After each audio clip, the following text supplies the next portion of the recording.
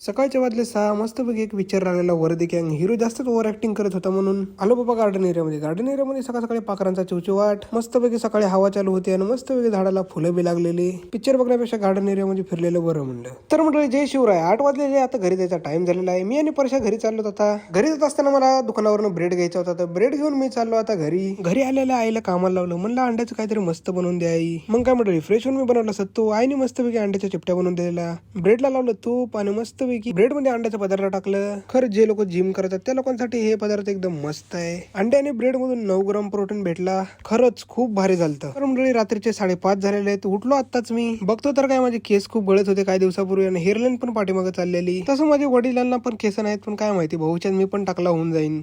तर मंडळी 6 वाजलेले आहेत. मी आज एकटा जिमला चाललो, कारण की तनिषला जरा जास्त अभ्यास होता त्यामुळे तो नाही आला. जाता मला दुकानदाराला पैसे द्यायचे होते. पैसे देऊन मी निघालो जिमला आल्यावर हे बुट घालायला खरंच लय कंटाळा येत होता मला. काय जिम असतात तिथं बुट वगैरे काय घालत नाहीत, पण बूट घालणं गरजेचं आहे. काय म्हणजे डंबल बिंबल पडला तर पायावर घेतला वॉर्मअप करायला. आज जिम मारायला काय तर मजाच येत नव्हती, कारण की मित्र नव्हता आलता त्यामुळे. तर म्हणले 8 वाजले. आमच्या जिमच्या बाहेरच रसाचं दुकान आहे, तर म्हणले जाता रस पिऊन जातो. तो एक डायलॉग आहे ना, रस प्यायला ये म्हणलं माय. रस पिऊन झाल्यानंतर निघालो मी घरी आल्यानंतर दुसरा मील रेडी करत होतो. मस्तपैकी म्हणलं पहिले धुवून घ्यावात. इकडे आयला म्हणलं कांदे आणि टोमॅटो कापून दे मला. जिमवरून आल्यावर खूपच जास्त कंटाळा येत होता मला. दुसरा मील आपला रेडी आहे. तर म्हटलं जेवण वगैरे करून मी निघालो कामाला. खरंच आज बायसेप ट्रायसेप मारले त्यामुळे खूपच जास्त होते. कामाला द्यायचं मन सुद्धा करत नव्हतं, पण काय करावं, कामाला तर जावंच लागेल. तर म्हटलं कामावर पोहोचलो आहे. माझा व्हिडिओ आवडला असेल तर लाईक करा, शेअर करा. भेटूया पुढच्या व्लॉग मध्ये. शुभरात्री.